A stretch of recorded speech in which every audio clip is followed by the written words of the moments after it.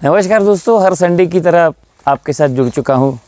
मैं urban cooperative बैंकों को कुछ ना कुछ देने की हर बार कोशिश करता हूं और इस वक्त मैं महाबलेश्वर के जंगल में हूं।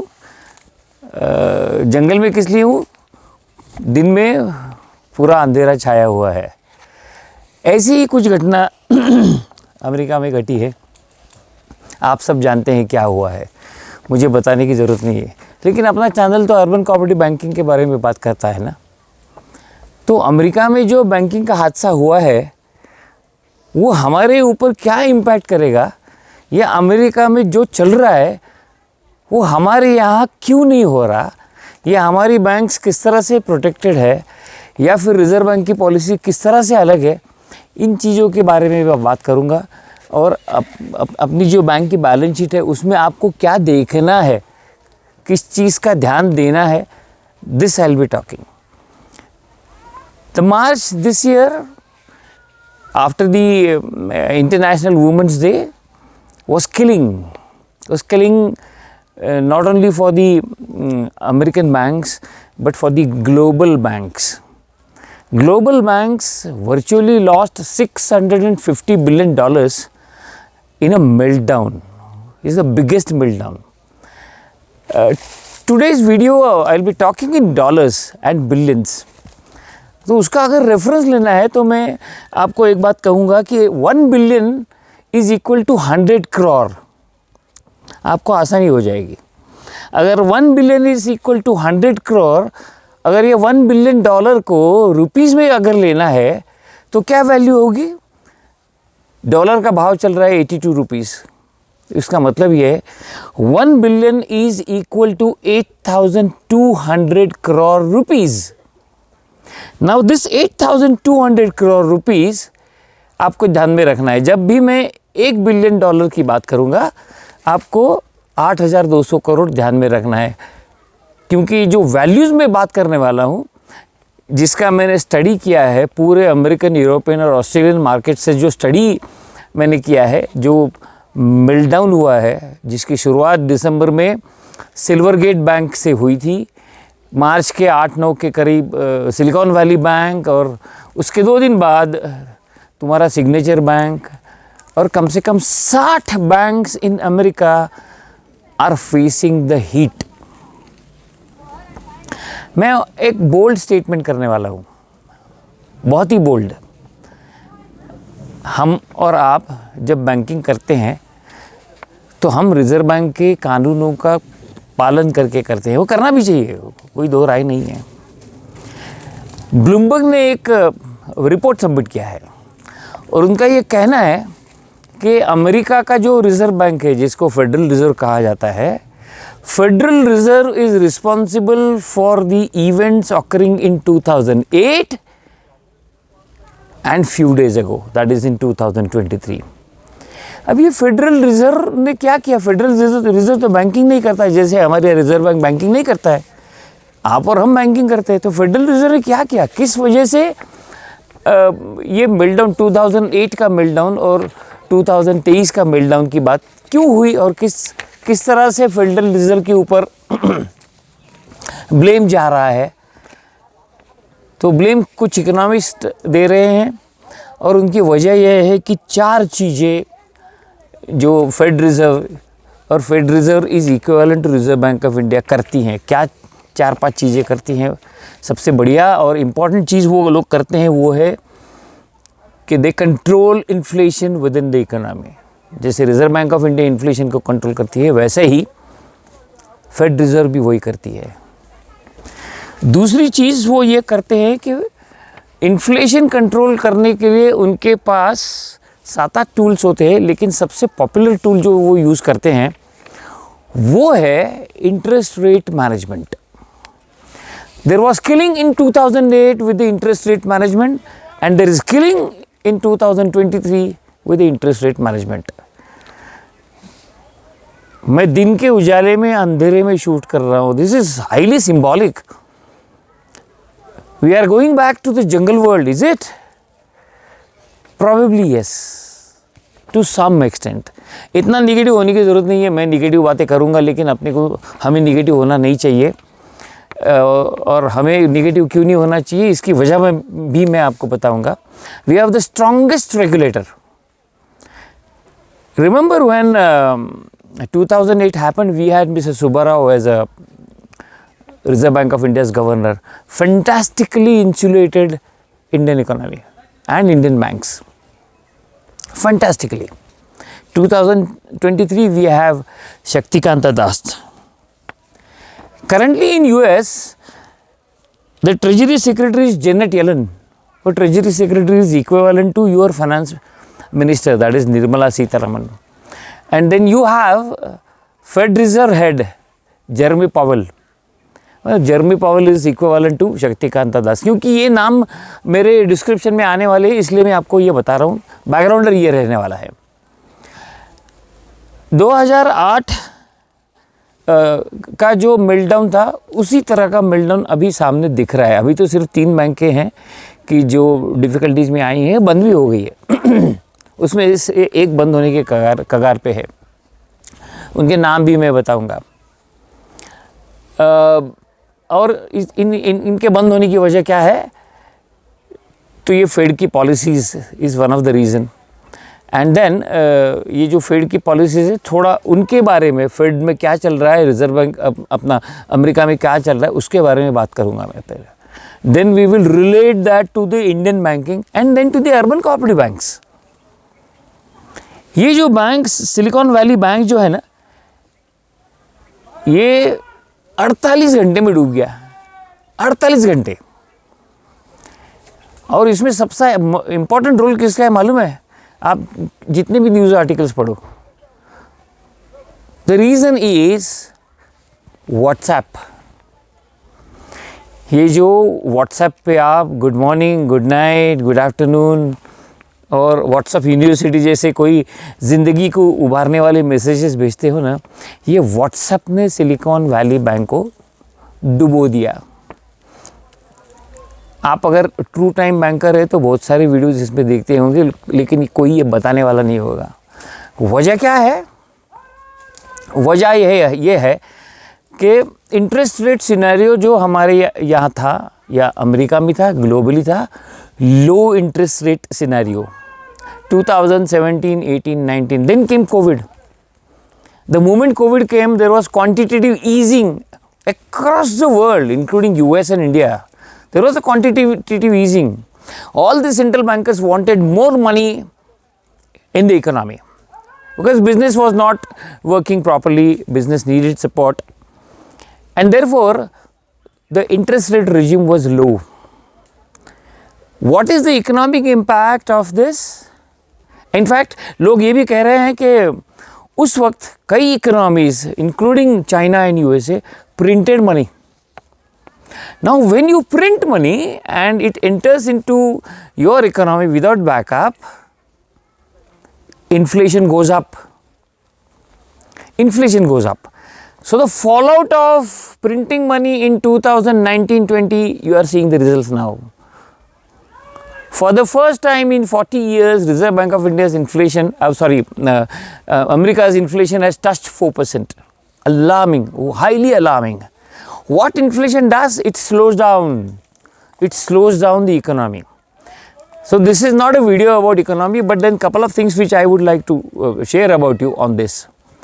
Now, when this was happening, with the element of quantitative easing, जैसे हमारे पास SLR है, SLR की रिक्वायरमेंट है. हम लोग कमर्शियल बैंक 18% और कोऑपरेटिव बैंक्स जो है वो 25% तक SLR में इन्वेस्टमेंट कर सकते हैं. वहाँ पे फेड रिजर्व करके उनका एक नॉमिनल बैलेंस होता है, वो रखते हैं 10% के करीब. 10% के करीब फेडरल बॉन्ड में वो लोग रखते हैं. ये जब इकोनॉमिक क्राइसिस के अलावा कोविड का जो हुआ, उसमें ये जो 10% का सीलिंग था ना, वो फेड ने हटा दिया.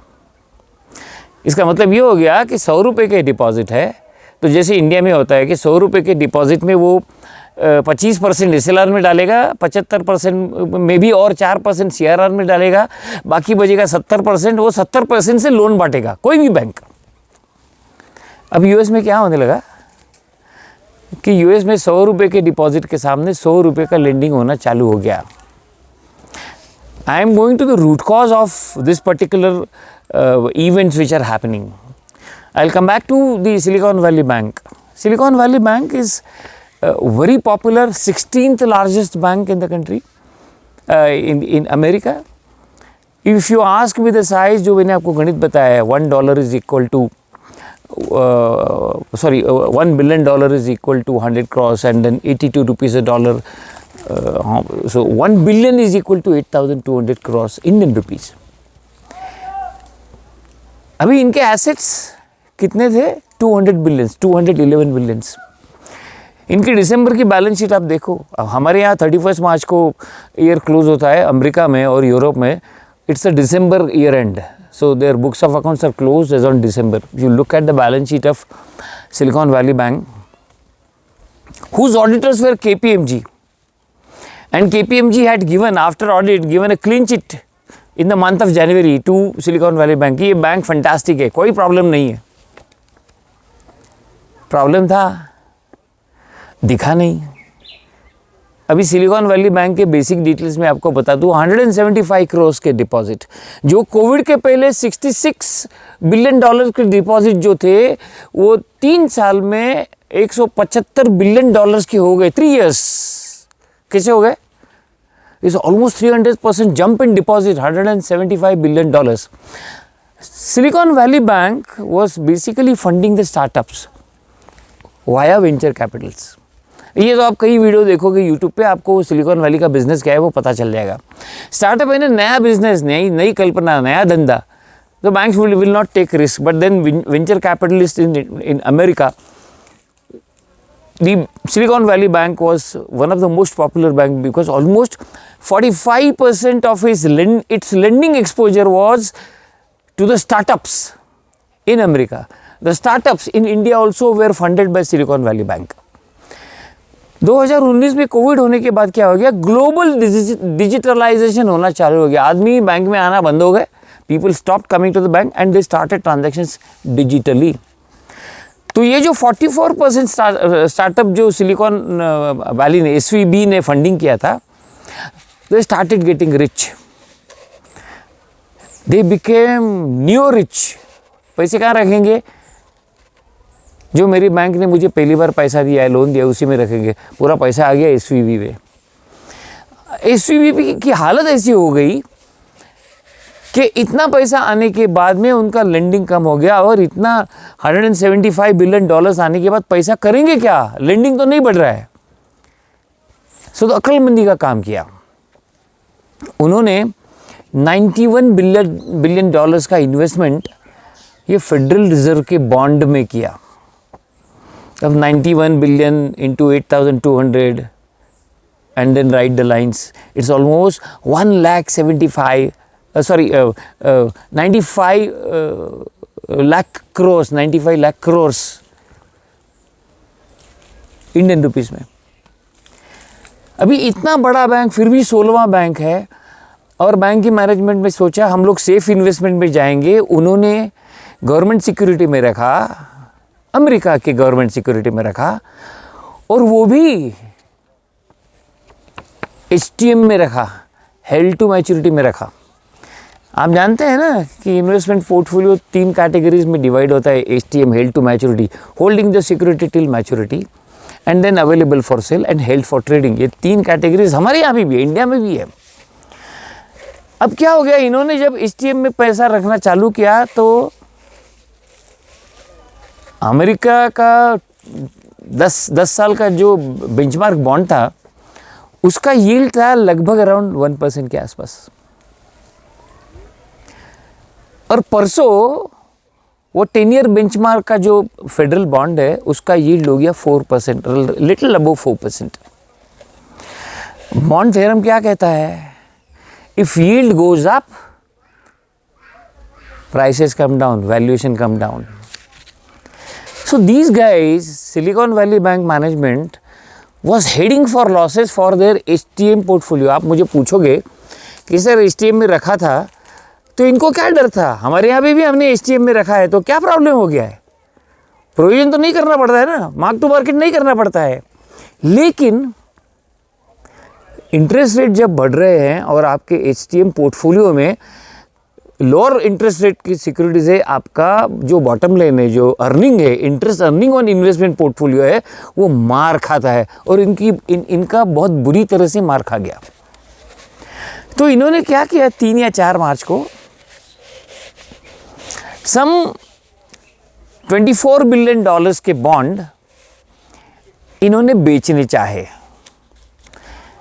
हमारे यहाँ जैसे इंडिया से वहाँ पे भी इलेक्ट्रॉनिक प्लेटफॉर्म है, लेकिन इतनी बड़ी डील वो प्लेटफॉर्म पे नहीं होती है। तो गोल्डमन सैक्स करके जो बैंक है, बहुत बड़ी बैंक है, 3 या 4 नंबर की बैंक है, उन्होंने इनके ये बॉन्ड खरीदे। किसके? सिलिकॉन वैली के।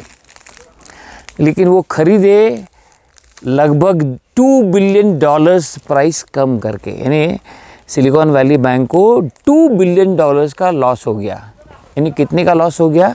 लगभग 17,000 करोड़ रुपए का।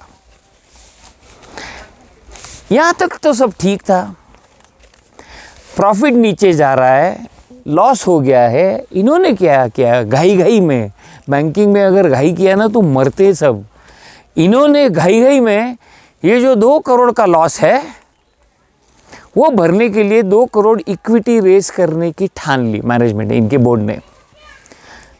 2 करोड़ यानी $2 बिलियन की, जितना लॉस था उतनी इक्विटी लेके आके, सो दैट फेडरल रिजर्व के जो रेगुलेशन है वो रेगुलेटरी कंप्लाई हो जाएंगे। वही फैसला गलत हो गया, क्योंकि तब तक व्हाट्सएप पे मैसेज जाना चालू हो गए थे कि silicon Valley bank is in deep trouble, पैसे निकाल लो। कोई भी बैंक चलता कब है, समझो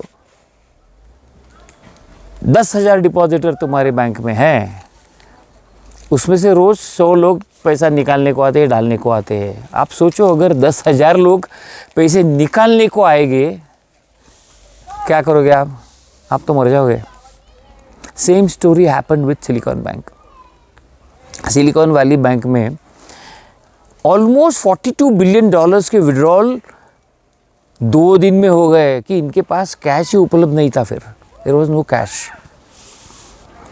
and then FDIC intervened, Federal Reserve intervened. FDIC said that we are going to shut down the bank, we are going to transfer all the asset liability to the newly formed bank. This is a California based bank. तो उन्होंने क्या किया कि Santa Clara करके एक नया bank float कर दिया। ये अमेरिका में होता है, अपने यहाँ पे अगर बैंक फ्लोट करना है तो 10 साल लग जाते हैं। इन्होंने 2 दिन में नया बैंक खड़ा कर दिया और इनके डिपॉजिट्स और एसेट्स सब भी नए बैंक को ट्रांसफ़र कर दिया। नया बैंक पूर्ण रूप से चालू हो गया, क्योंकि FDIC जैसे पैरेलल हमारे यहाँ DICC होती है, वो FDIC वहाँ पे $2,50,000 का इंश्योरेंस देती है। लेकिन इनके 89% डिपॉजिट्स जो थे सिलिकॉन वैली के अनइंश्योर्ड थे। वो अगर अनइंश्योर्ड होते हैं तो हिल गया था बैंक। फेडरल रिजर्व ने फिर क्या किया, बैंक को बंद नहीं होने दिया, बैंक को ट्रांसफ़र किया और बेल आउट किया, पैसे दिए। 4 दिन के बाद सिग्नेचर बैंक, जिसके ऊपर क्रिमिनल इन्वेस्टिगेशन फेडरल रिजर्व कर रहा था, रात को अचानक बंद कर दी बैंक, क्योंकि there were issues of anti money laundering cases with the signature bank. You have first republic bank which is giving a statement कि हमारा बैंक बहुत बढ़िया अच्छा है, कुछ प्रॉब्लम नहीं है। उनको भी यही प्रॉब्लम है। सिल्वर गेट बैंक जो दिसंबर में गया, डूब गया, छोटा बैंक था। अमेरिका में 4,000 रीजनल एंड स्मॉल बैंक्स है, जैसे हमारे यहाँ कोऑपरेटिव बैंक है 1514, वहाँ पे 4,000 है। सो कंटेजियन एंड सिस्टमिक रिस्क बहुत बड़ा हो गया। There was a huge loss of confidence. US economy is reeling under the inflation and here the banks are going down. FDIC का रोल ही कट कर दिया, नया बैंक किया और जितने भी डिपॉजिटर्स हैं उनको 100%, this is just to boost the confidence of the depositors. यही चीज़ वो सिग्नेचर बैंक के बारे में भी करेंगे। यही चीज़ लगभग ऐसा कहा जाता है। मैं जो कह रहा हूँ ना, मैं जो पढ़ता हूँ, मेरे पास जो वॉशिंगटन पोस्ट से लेकर के ब्लूमबर्ग के जो अमेरिका से रिपोर्ट आते हैं, उनके बेसिस से मैं आपसे बात कर रहा हूँ। अमेरिका में इस वक्त 60 से 70 बैंक डूबने की कगार पर है। जिस दिन में ये बैंक डूबा, उसके अगले 2 दिन में globally banks lost in valuation to the extent of $650 billion. अब मैंने आपको बता दिया एक बिलियन का वैल्यू कैसे निकालने का है, तो $650 बिलियन आप लिख नहीं पाओगे इंडियन रुपीज़ में, इतनी वैल्यू है. They lost in valuation. मेरा वीडियो निगेटिव हो रहा है, मैं आपको सिर्फ गलत बातें बता रहा हूँ, लेकिन मेरा ये मानना है कि वेंचर कैपिटल और इनको फंडिंग हम लोग ज़्यादा नहीं करते हैं, हमारी कुछ बड़ी बैंक से वो करते हैं, लेकिन we play safe. And Silicon Valley's actual lending business was to the venture capitals, so they were more focus on that. So जो 2008 में हुआ है फेड के रेट पॉलिसी की वजह से मेल्ट डाउन हुआ, there were lot of cheap money available in 2008 and that went into the real estate sector, and USA created houses which were not sellable. And then one more area in USA around that time was this, the commodities market. Huge exposure to commodities market. यहाँ पे मुझे reserve bank की जो policies है risk matrix planning में, उनके लिए वही करना बहुत ज़रूरी है. मुझे एक बताओ, तुम्हारे यहाँ तुम्हारा हाउसिंग लोन और शेयर सेक्टर 15% के ऊपर गया, तुमको पेनल्टी आ जाता है, चिल्लाते हो ना तुम. अब सिलिकॉन वैली बैंक ने उनके 45% के लोन्स वेंचर कैपिटल को दिए, सेक्टोरल एक्सपोजर 45%. कौन सा बैंकिंग बिजनेस टिकने वाला है? कॉन्टेजन तो आएगा ही. So why I thank Reserve Bank of India, because of the forward looking policies that they have formulated. Reserve Bank को गाली देना आसान है, लेकिन आप ये सोचो कि ये किस तरह से रिजर्व बैंक ने आपको इंसुलेट करके रखा है. मुझे लगता है कि अभी इसके फॉलोआउट जो होने वाले, जैसे यूके में हुआ, यूके ने HSBC में 1 पाउंड में सिलिकॉन वैली बैंक का जो उनका आउटफिट वहाँ पे था वो ले लिया. इंडिया में है सिलिकॉन वैली बैंक, बेंगलोर में है, 800 एम्प्लॉयज़ है. मेरे अंदाज से वहाँ पे उनका 60,000 करोड़ प्लस बिजनेस है. बेंगलोर में है ना, तुम्हारे बहुत से न्यू स्टार्टअप्स है ना, उनका क्या होगा पता नहीं. Probably some Indian bank will take it over. Because that's a different kind of exposure. Deposit यहाँ पे नहीं है, यहाँ पे लेंडिंग है उनका. 800 एम्प्लॉयज़ का भवितव्य क्या, I don't know. They are absolutely in dire straits. और मुझे ये कहना भी चाहिए आपको कि इनसे हमें क्या सीखना है. आपको याद होगा कि रिजर्व बैंक ने फिट एंड प्रॉपर क्राइटेरिया लाया है रादर CEOs को और MDs को, और डायरेक्टर्स को भी फिट एंड प्रॉपर क्राइटेरिया है. प्रोफेशनल एंगेजमेंट के बारे में उनका सब्जेक्ट है. क्यों है ये, मैं 2 ही चीज़ें बताता हूँ, आपको समझ में आ जाएगा ये कि ये क्यों इसेंशियल है.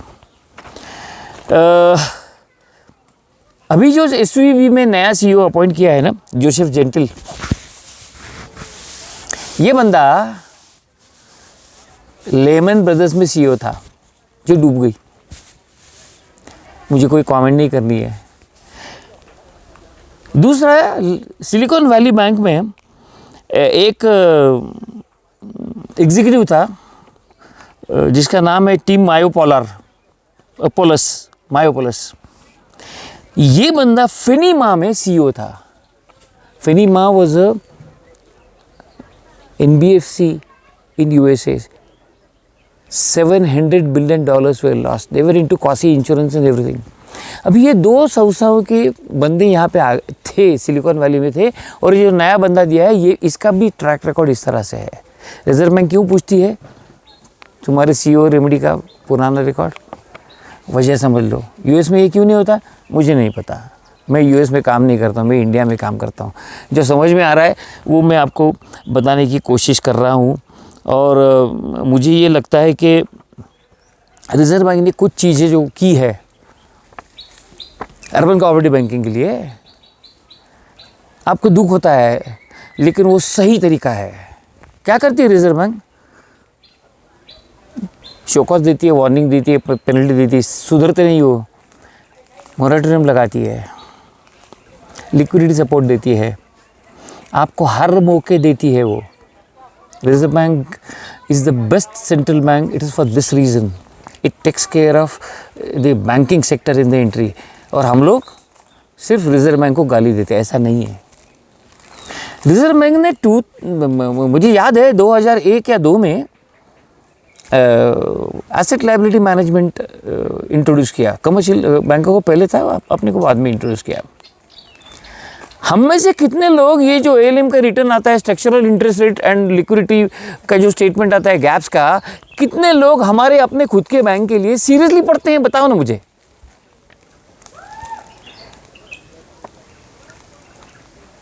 एएलएम जो इंट्रोड्यूस हुआ है उसकी वजह यही है कि तुम्हें तुम्हारे बैंक के एसेट लायबिलिटीज़ के मूवमेंट के बारे में जानकारी हो और जहाँ पे गड्ढे हैं वो बंद करना चालू करो।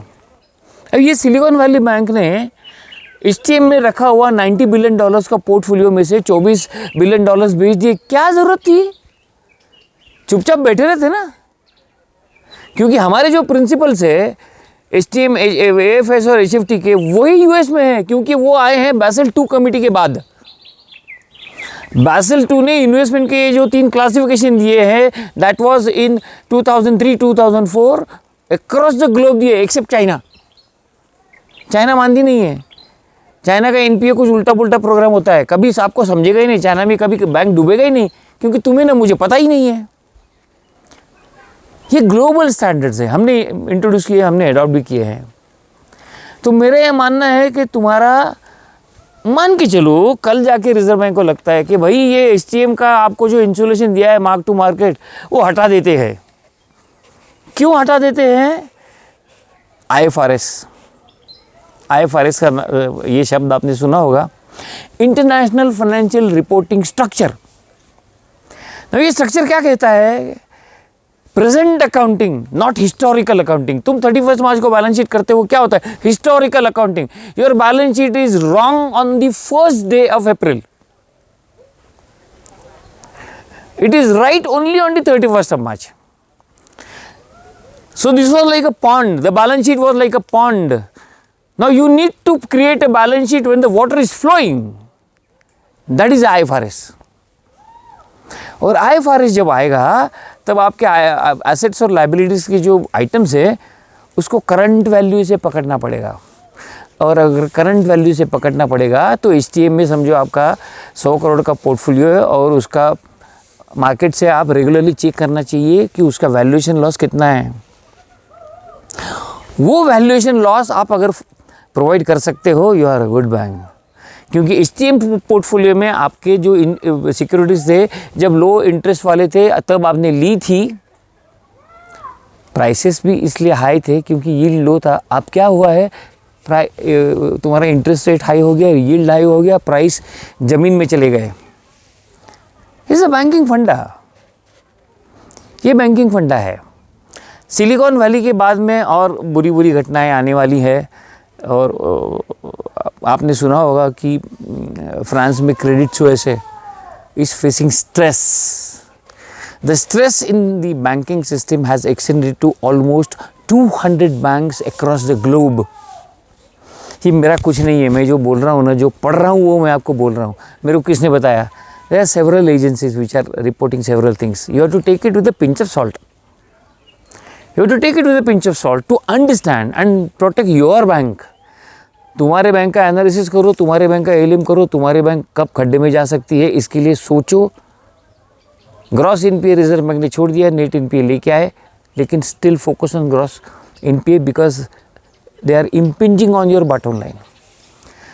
सो सिलिकॉन वैली बैंक से यही सीख मुझे लगता है कि हमें करनी चाहिए और इसी तरह से हमें अलर्ट रहना चाहिए। We have to be very strong, and strong हम तभी रह सकते हैं जब हम रिजर्व बैंक के नियमों का पालन करेंगे। ट्रस्ट मी, दुनिया में कुछ भी होने दो, reserve bank will take actions to protect you. By the way, interesting thing मैं और एक चीज़ मैं आपको बताता हूँ। बीच में रिजर्व बैंक ने कम से कम 1.5 लाख करोड़ का सोना लिया। पूछो मत क्यों, सोचो सिर्फ। Thank you for watching me. Please like the video, subscribe it, share it with your friends. Thank you so much.